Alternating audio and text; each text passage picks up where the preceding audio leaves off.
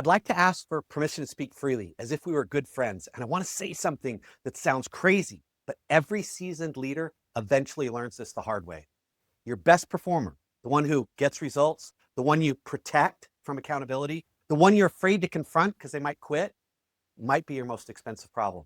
Not on the P&L, in your culture. 7 minutes, one truth, one execution move. If you're a leader who's tired of repeating yourself, tired of agreement without execution, and tired of carrying the emotional weight of everyone else's performance, you're in the right place. I'm Chris Hunsicker, and this is the Dealership War Room. This isn't motivation, and this isn't theory. This is a daily leadership briefing for people who actually have to produce results in the arena, at work, and at home. It's 7 minutes, one truth, and one execution move. You're in the war room now, so let's do it. Every dealership has a Steve. Top producer, knows the system, hits his number, and gets away with things nobody else can. Late to meetings, cutting corners, rolls his eyes whenever standards are actually enforced. Undermines leadership with sarcasm and side comments and recruiting people to his story. And leaders tell themselves, can't afford to lose him. He brings too much production. That's just how he is.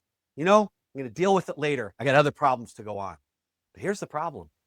You're only measuring visible output. You're not measuring total cost, because performance is not just what someone produces, it's what they consume. It's exactly why you get totally different behavior when you pay someone on variable selling gross instead of gross profit.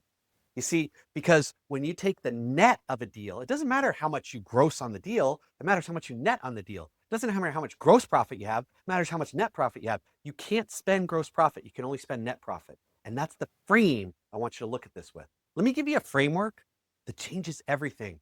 I call it net usable talent, or NUT for short. Not just how much does this person sell, how much gross do they generate, which are important, really valuable, but how much emotional energy do they drain? How much cleanup do others have to do? How much resentment do they create each and every day? How many standards do they quietly erode because of them? And here's the line most leaders miss. You're not paying for production. You're paying for the cost of production. And some high performers are wildly inefficient. They produce numbers, but they burn trust. They hit goals, but they poison morale. And they win short term, but they cost you long term. And here's the part leaders underestimate. Your team is always watching. They see who gets protected. They see what gets tolerated. And they also see what standards are real and which ones are optional. And over time, they learn this very real rule. Results matter more than character.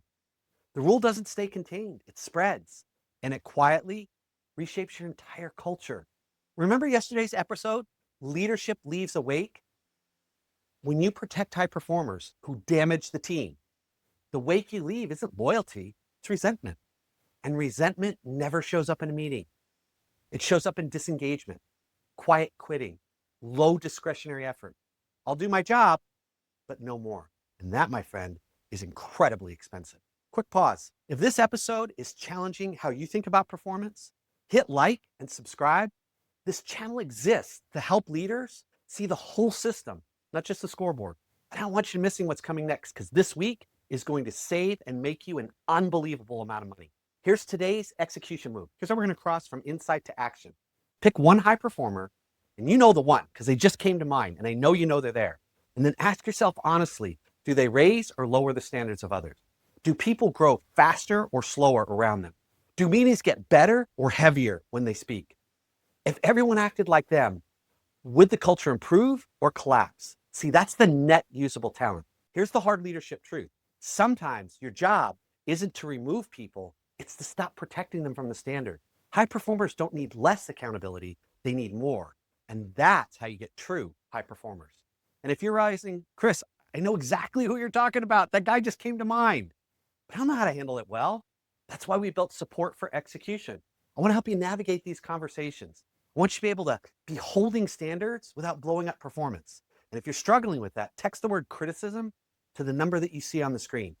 And you're going to get instant access to our AI execution assistant, which is designed to help you actually prepare for those hard conversations, to address this kind of behavior without the drama, and to protect culture and result. Just text criticism to the number that you see on the screen. Let's make this real. And if you're watching on YouTube, Drop this in the comments. Have you ever protected a high performer for too long? Just answer yes or no. No explanations needed. We're just going to do a quick survey. Yes or no. Tomorrow, we're going to talk about why shame-based coaching feels productive, but actually kills ownership. This week, remember, is about the wake you leave behind. And we're going to keep getting better and better at helping you understand what works and what doesn't work, to not just grow your business a little bit, but to scale it. So go out today, create some leadership fire, and I'll see you tomorrow in the Dealership War Room.